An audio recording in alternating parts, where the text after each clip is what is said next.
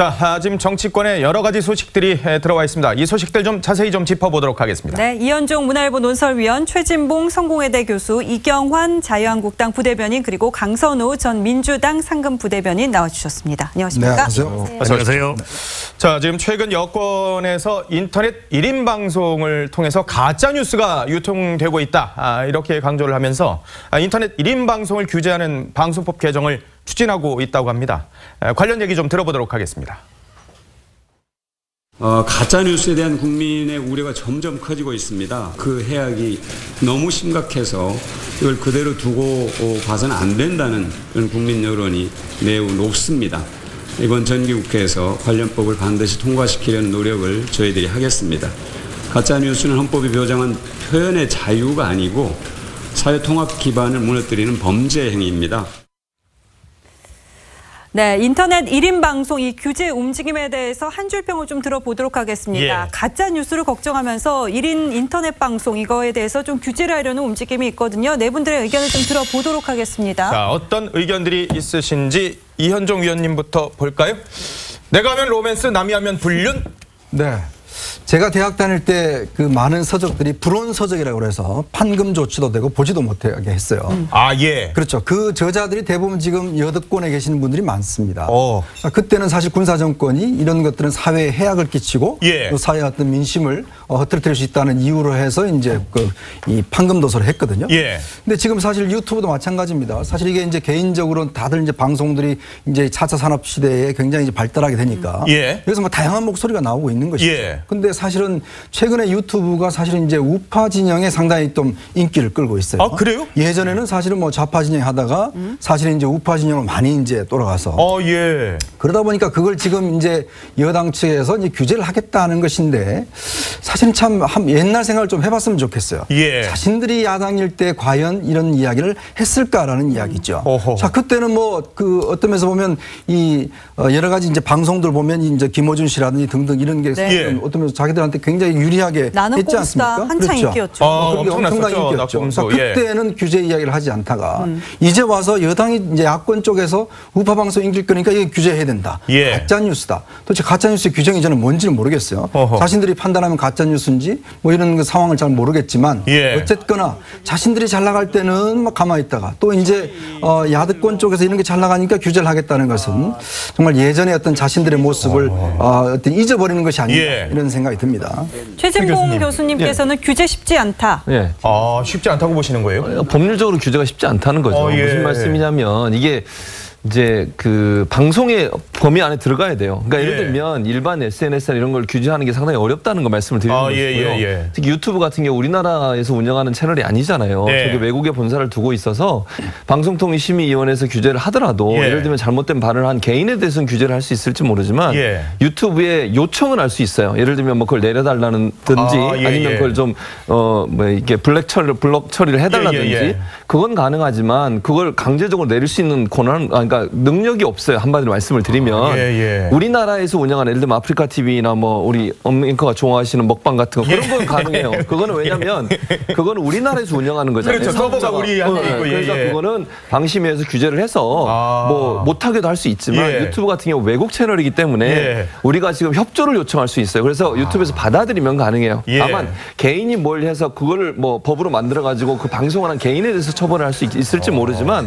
방송 자체를 못하게 하거나 내리게 하거나 그런 어떤 뭐랄까요 규제가 불가능하다는 거예요. 제 말은. 그러니까 외국에 있는 서버에 있는 그런 어떤 영상들을 하지 마라 해라 이렇게 하기는 어렵다고 봅니다. 근데 이게 가짜 뉴스들 정말 좀 심한 뉴스들이 유통이 지금 많이 되고 있는 것도 사실이긴 하거든요. 그렇죠. 이거에 대한 대책이 또 필요하긴 또 할 것 같고. 그러니까요. 그래서 이제 그게 논란이 계속되는 게 뭐였냐면 이거를 가짜 그러니까 진실이 아니고 아니면 명예훼손적 요소들이 있는 이런 어떤 영상들이 유튜브나 이런 데 올라가 있는 게 심각한 문제임에도 불구하고 우리 정부가 적극적으로 그걸 대처를 못하는 이유가 그런 이유 때문이에요. 그러니까 우리나라에서 운영하는 아프리카 TV나 팝콘 TV나 다이아몬드 TV나 뭐 이런 거 있잖아요. 판도라 TV나 이런 데는 우리나라 충분히 가능해요. 방송통신심의위원회에서 규제를 하면 그건 법적으로 규제를 할 수 있게 돼 있거든요. 심의를 하고. 그런데 지금 이제 유튜브나 아니면 뭐 페이스북 같은 트위터도 경우에 그럴 거고요. 트위터 같은 경우에는 요청을 할 수 있어요. 우리가 그 회사에 그렇죠. 이러이러한 부분이 있으니까 이렇게 해달라고 요청할 수 있으면 그걸 받아들이고 안 받아들이면 그 회사 입장이거든요. 그러니까 우리가 압력을 가해서 강제로 내리게는 할 수 없다는 거죠. 그 말은. 그게 이제 법적인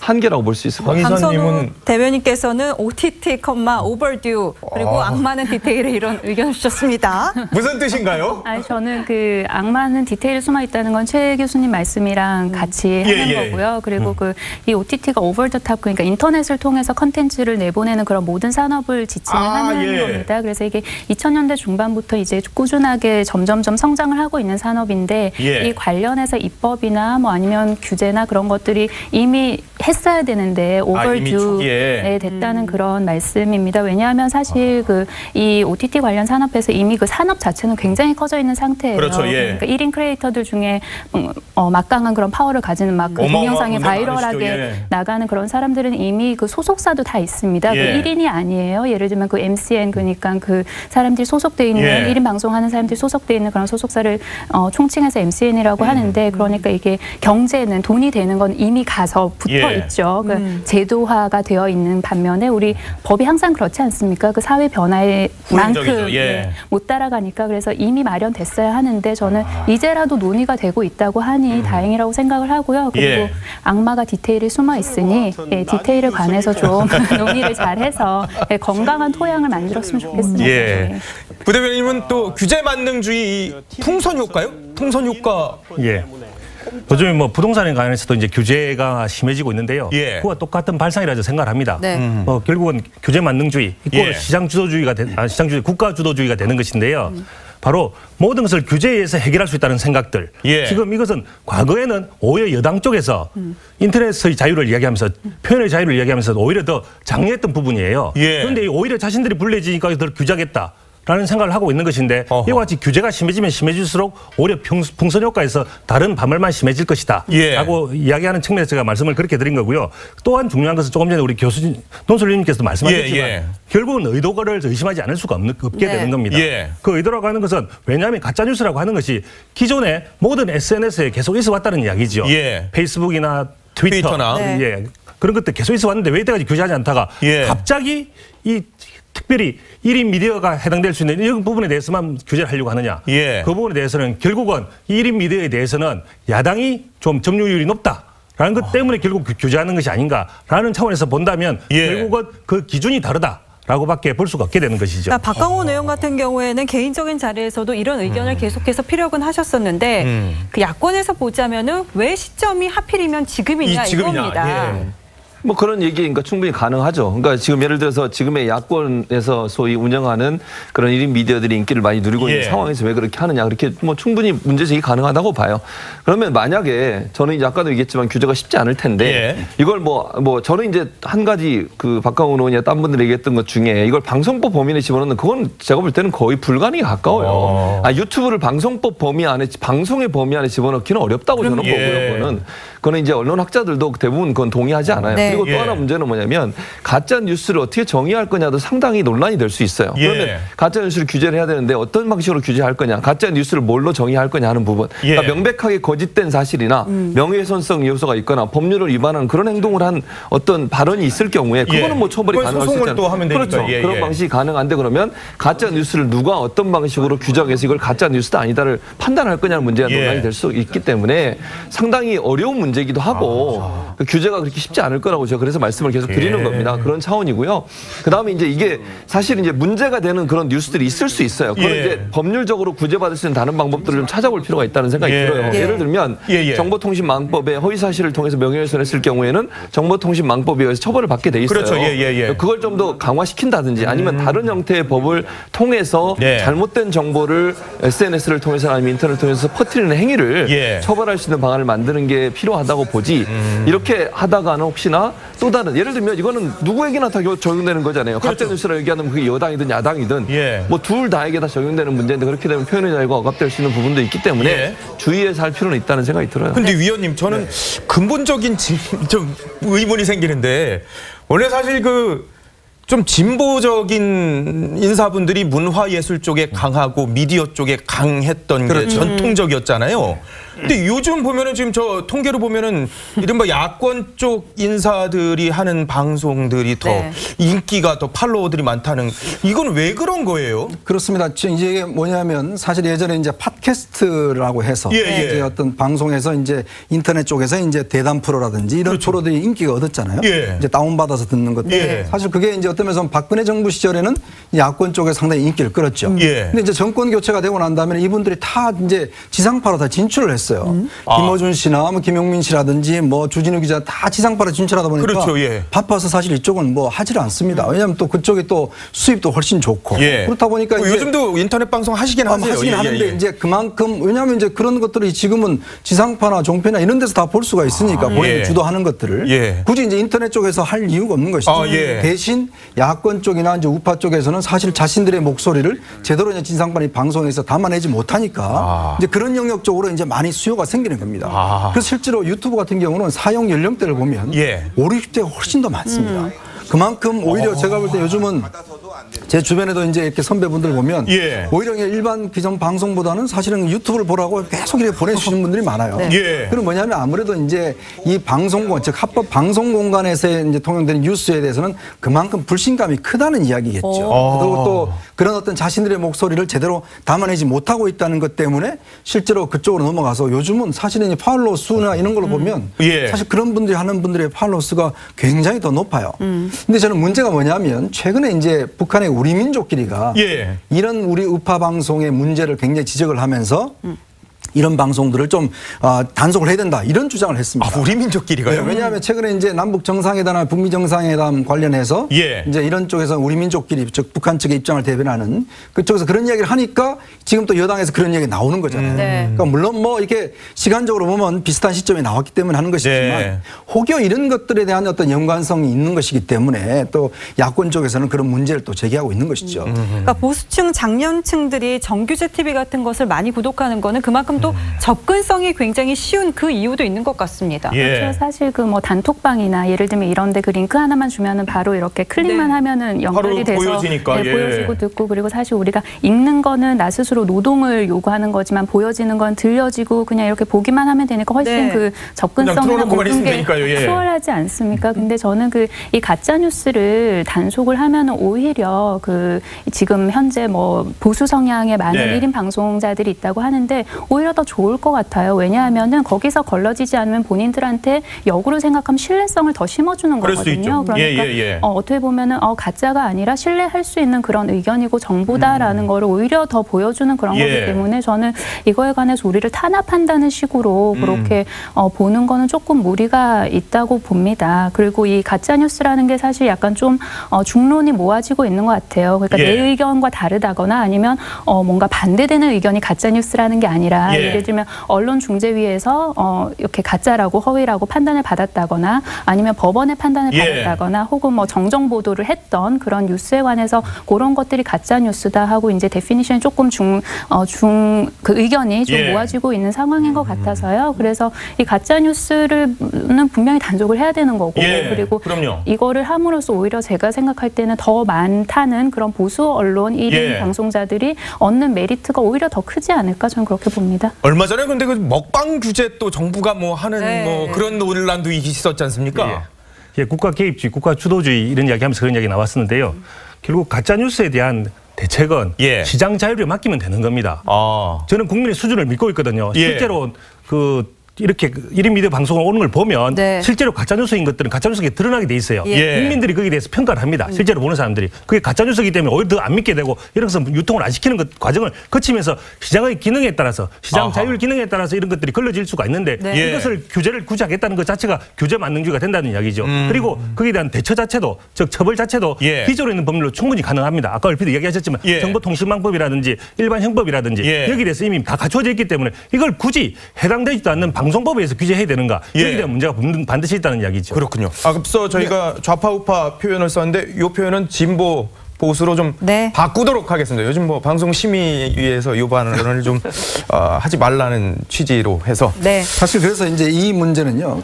산업적인 문제도 좀 봐야 됩니다. 그래요? 지난 9월 3일 날 이제 그 문재인 대통령이 방송의 날 그 기념사를 하시면서 불필요한 방송주를 대폭 이제 없애겠다는 말씀하셨어요. 그게 왜 그러냐면 4차 산업 시대에 사실은 이 방송 쪽의 어떤 먹거리 창출이라는 게 굉장히 활발합니다. 아까 말씀하셨지만 1인 유튜버들이 뭐 수억 대의 수익을 올리는 분들이 있어요. 그런 걸 통해서 사실 이쪽 분야가 굉장히 이제 블루오션이거든요, 사실. 근데 문제는 이런 식으로 규제를 하기 시작하면 사실 어떤 면에서 보면 4차 산업혁명 시대에 걸맞지 않는 수도 있습니다. 그리고 또 이 정부가 추진하고 있는 일자리 창출에도 맞지 않는 수가 있어요. 그리고 가짜뉴스에 대한 규정도 보면 이게 지금은 가짜뉴스인 척처럼 비치지만 또 나중에는 진실로 밝혀지는 경우가 있거든요. 자, 트럼프 대통령 보십시오. 모든 걸 가짜뉴스라고 그러잖아요. 그러니까 그런 걸 비춰봐서 이거를 어떤 식이든지 사실은 어떤 뭐 명예훼손이나 이런 쪽으로 한다면 이거는 뭐 일반적인 법으로 해야지만 가짜뉴스라는 그런 어떤 애매한 테두리 속에서 갇혀서 방송을 어떤 규제하기 시작하면 이게 자체 탄압으로 비춰질 수 있거든요. 그렇기 때문에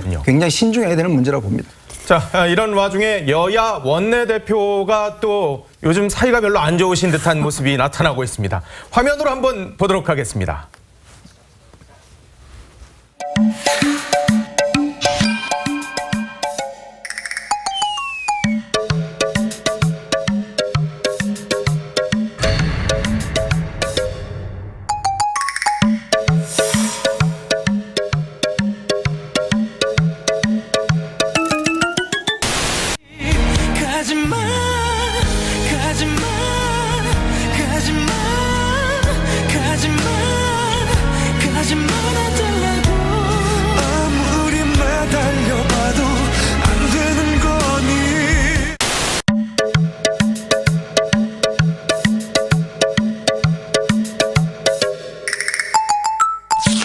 네개티비가 하나도 가동되지 않고 있잖아요. 전부 좀 정상화시키자는 그런 이야기를 했습니다. 이게 오늘 뭐 협상한 걸 봐주기로 티격태격하는 모습이 잡혔는데 조금 치는 강도가 센 것 같아요. 제가 보기에는. 그렇죠. 뭐 기자들이 보니까 저 정도지 안 봤으면 큰 싸움이 났을 것 같은데 어쨌거나 지금 여야 원내대표 간의 관계가 좋지 않은 것은 이제 국회가 상당히 좀 정상화되지 못하고 성과를 못 내고 있기 때문이거든요. 사실 중요한 것은 여당은 사실 국정을 움직여 나갈 그런 책임이 있는 것이고 야당도 마찬가지로 완전 반대만 해서는 되지 않는 것이거든요. 사실 이번 국회가 굉장히 많은 걸 좀 통과를 해야 되는데 그래서 여당 원내대표가 계속 야당을 향해서 좀 무슨 뭐 이렇게 반대하고 이렇게 등등 이렇게 좀 비난하는 것보다는 사실 원내대표는 모든 걸 다 이야기할 수 있어야 됩니다. 그런 면에서 본다면 좀 양측 원내대표 간의 협상력을 좀 높일 필요는 있겠다. 좀 사실 보기는 그렇게 좋지 않는 모습 같습니다. 네. 그 홍준표 전 원내대표가 이제 오늘 귀국을 하게 됩니다. 홍준표 대표가 이제 오늘 드디어 오는군요. 그렇습니다. 자유한국당 지도부가 좀 편치 않은 모습이기도 한데요. 김병준 비대위원장의 말 한번 들어보시죠.